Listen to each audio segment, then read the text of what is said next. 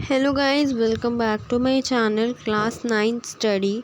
आज हम चैप्टर 3 पढ़ने वाले हैं हमारी बिहाई बुक का, जो है द लिटिल गर्ल।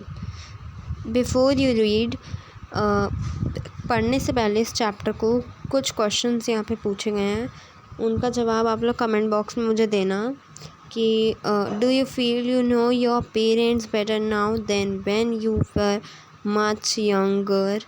इसका मतलब ये है कि आप कैसा फील करते हो, आपके पेरेंट्स बेटर रहते हैं तो than when you were much younger, जब आप बहुत यंग थे तो आपके पेरेंट्स का बेटर फील करते थे। Perhaps you know understand the reasons for some of their actions that used to upset you earlier। ये कोई क्वेश्चन नहीं है, तो अब आगे बढ़ते हैं। ये इसको इग्नोर मानना, इससे कुछ नहीं आने वाला आपके एग्ज़ाम में। This story about a little girl whose feelings for her father change from fear to understanding with probably find an echo in every home. ये स्टोरी एक छोटी बच्ची की है जिसकी जो फीलिंग्स हैं वो अपने फादर के लिए वो बहुत ही अच्छी नहीं है। मतलब उसको अपने फादर बहुत अच्छे नहीं लगते थे। उसको अपने फादर, क्योंकि इसके फादर उसको टाइम नहीं देते होंगे, जब भी तो उसको अच्छा नहीं लगते। अब पता नहीं, चैप्टर में आगे रीड करेंगे, अभी तो बहुत कन्फ्यूज़न है। Ma'am find an echo in every home, मतलब हर जब भी वो घर पे आते थे ईको होता ही होता था। ईको मीन्स लड़ाई होती ही होती थी, गुस्सा रहते थे वो। अब स्टार्ट करते हैं अपना चैप्टर को। To the little girl he was a figure to be feared and avoided. यहाँ पे लिटिल गर्ल की बात हो रही है, छोटी बच्ची। एंड यहाँ पे जो ही यूज़ हो रहा है वो हो रहा है यूज़ केजिया के फादर के लिए। केजिया के जो फादर थे वो बहुत ज़्यादा फिगर टू बी फियर्ड, बहुत ज़्यादा एकदम गुस्से वाले से रखते थे। एंड अवॉइडेड, और केजिया को अवॉइड करते थे, मतलब उसको ज़्यादा टाइम नहीं दे पाते थे क्योंकि उनको ऑफिस का बहुत काम होता था। Every morning before going to work, अपने सुबह सुबह अपने काम में जाने से पहले, मतलब अपने ऑफिस जाने से पहले ही came into her room, Keziah के वो रूम में आते थे। हर रूम मतलब यहाँ पे है केजिया का room. And gave her a casual किस, और उसको किस दे के ऑफिस जाते थे, उसके बिना वो नहीं जाते थे। To which she responded with goodbye father, and वो सिर्फ गुड बाय बोल देती थी अपने फादर को जब उसके फादर उसको किस करते थे तो। And oh there was a glad sense of relief when she heard the noise of the carriage growing fainter and fainter down the long road. In the evening when he came home, जब वो evening में अपने घर वापस आते थे, she stood near the staircase and heard his loud voice in the hall. तो Kezia तो थी, वो अपने फादर की आवाज़ सुनने लग जाती थी। मतलब कि जब भी वो ऑफिस से घर वापस आते थे तो घर में शोर शराबा हो जाता था। कोई ये चीज़ नहीं मिल रही, कभी कोई चीज़ नहीं मिल रही। Bring my tea into the drawing room, वो जाके ड्राइंग रूम में बैठ जाते थे एंड उसकी मदद से कहते थे मेरे लिए चाय लेके आओ।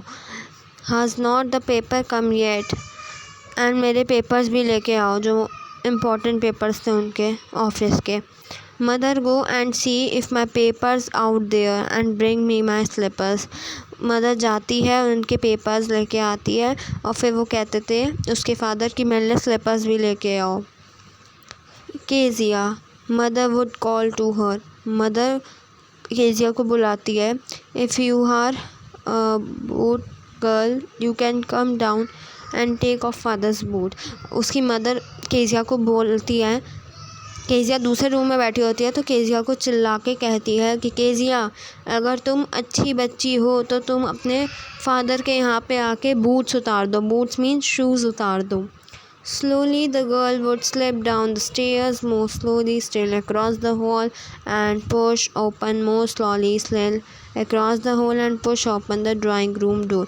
बहुत आराम आराम से धीरे धीरे आ रही होती है अपने स्टेयर से उतर के, एंड फिर वो हॉल में धीरे धीरे आती है।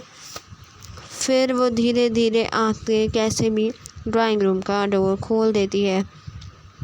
उसको बहुत डर लगता था अपने फादर से, इसलिए वो इतना धीरे धीरे चल के आ रही थी। उसके मन में बहुत बातें थी अपने फादर के लिए। By that time he had his spectacles on and looked at her over them in a way that was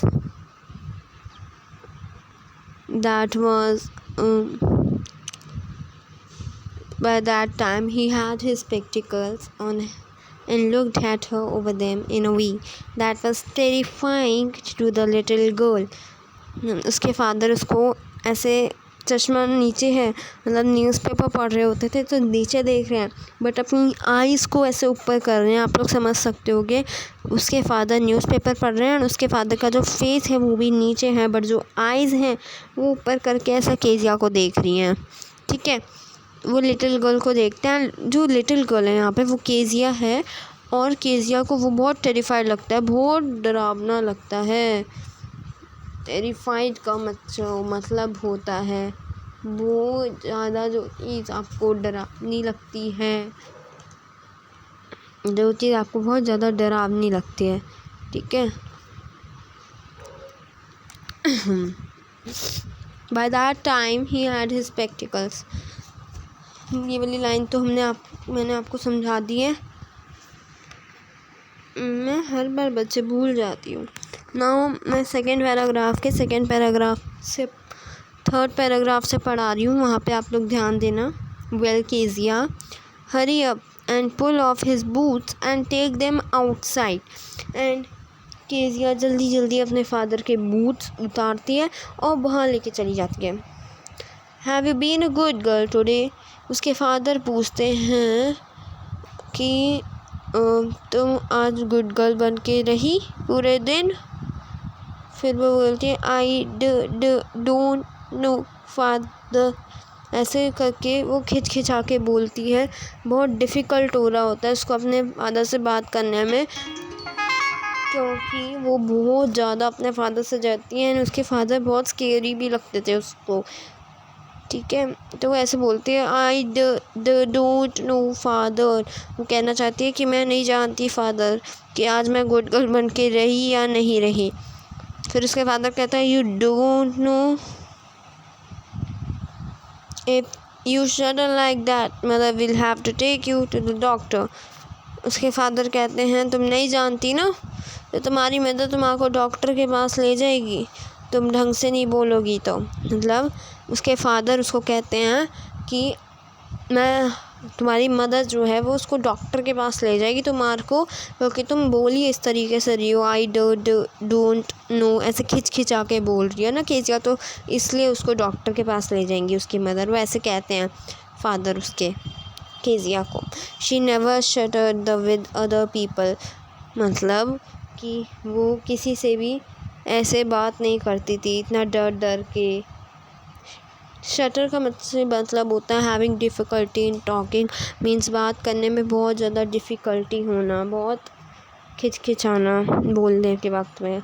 वो किसी से भी ऐसे खिचखिचा के बात नहीं करती थी, सिर्फ अपने फादर से ही ऐसे बात करती थी, क्योंकि उसको बहुत ज़्यादा अपने फादर स्केरी लगते थे और बहुत ज़्यादा डर लगता था उसको अपने फादर से। एंड वो एकदम चुप रहती, बट ओनली विथ फादर। वो सिर्फ अपने फादर के सामने एकदम चुप रहती थी, because then she was trying so hard to say the words properly. वो बहुत ज़्यादा हिम्मत भी करती थी कि वो उनसे अच्छे से बात करे। But what's the matter, what are you looking so stretch about, मतलब उसको बहुत डर लगता था अपनी। वो कोशिश करती थी कि वो ऐसा खिचखिचा के ना बोले, बट उसको इतना डर लगता था कि वो नहीं बोल पाती थी। What's the matter, what are you looking so rage about. फिर उसके फादर उससे पूछते हैं कि तुम इतना दुखी अनहैप्पी क्यों रहती हो। व्रेज्ड का मतलब होता है अनहैप्पी। तुम इतनी अनहैप्पी क्यों मेरे सामने आके दिखती हो। मदर कहती है I wish you taught this child not to appear on the brink of suicide. Here Kezia carry my take a back on the table carefully. उसके फादर ऐसे चिल्ला के बोलते हैं मेरे सामने ऐसे मत रहा करो, अपनी शक्ल ऐसे मत दिखाया करो अनहैप्पी सी, ऐसा लगता है कि तुम अभी ही सुसाइड कर दोगी। ये ऐसे शक्ल मत बनाया करो मेरे सामने, और जाओ यहाँ से, टेबल से टी कप उठा के जाओ, मुझे तुम्हारी शक्ल नहीं देखनी। फिर वो सोचती है he was so big, his hands and his neck, especially his mouth when he yawned, thinking about him alone with his thinking about a giant. बच्चे, इसका मतलब है कि वो अपने फादर के बारे में ऐसी चीज़ें सोचते थे कि मेरे फादर बहुत बड़े हैं, उनके हैंड्स और उनकी नेक बहुत ज़्यादा बड़ी है, माउथ उनका बहुत बड़ा है।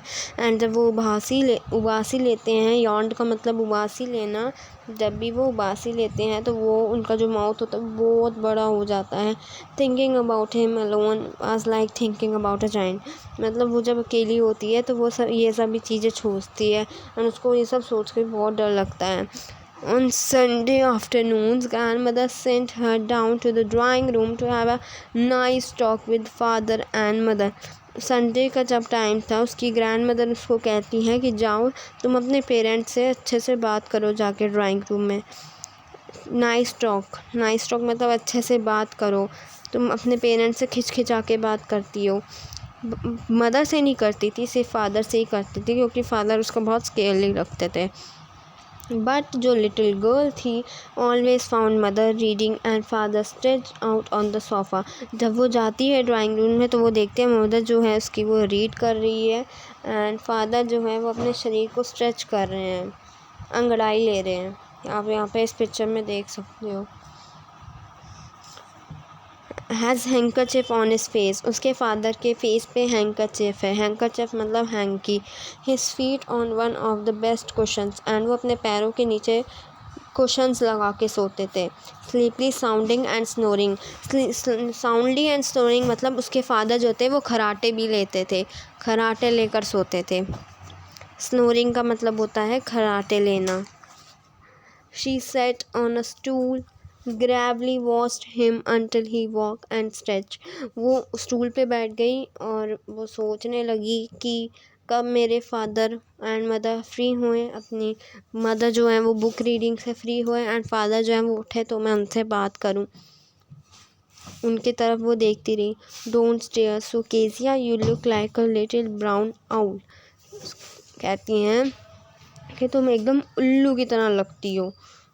One day when she was kept indoors with a cold, her grandmother told that her father's birthday was next week. उसकी grandmother उससे कहती है कि तुम्हारे फादर का बर्थडे नेक्स्ट वीक ही है, and suggested she should make him a pink cushion for a gift out of a beautiful piece of yellow silk. And उसकी grandmother Kezia को सजेस्ट करती है कि तुम अपने फादर के लिए पिंक कुशन बनाओ, उनके लिए पिंक कुशन जैसा गिफ्ट बनाओ, येलो सिल्क तुम्हारे पास पड़ी है उससे तुम बना लेना। फिर जो आगे का है आपका टॉपिक वो हम पढ़ेंगे नेक्स्ट वीडियो में। सो आई होप आपको इतना समझ में आया होगा। इसमें अभी तक जो भी इम्पोर्टेंट है वो मैं आपको बता देती हूँ। ये जो 4th पैराग्राफ है ये बहुत ज़्यादा आपका इम्पोर्टेंट है। इसकी लास्ट पैराग्राफ यहाँ से आपका इम्पोर्टेंट है 1 डे से। यहाँ पे जो 1 डे लिखा है यहाँ से बहुत इम्पोर्टेंट है ये वाली लाइन, ये याद रखना ध्यान से बस। ओके, आई होप आप लोगों को चैप्टर समझ में आया होगा। अगर कोई भी डाउट होगा प्लीज़ कमेंट सेक्शन में पूछा करो, आप लोग बिल्कुल नहीं पूछते हो। Okay, bye guys.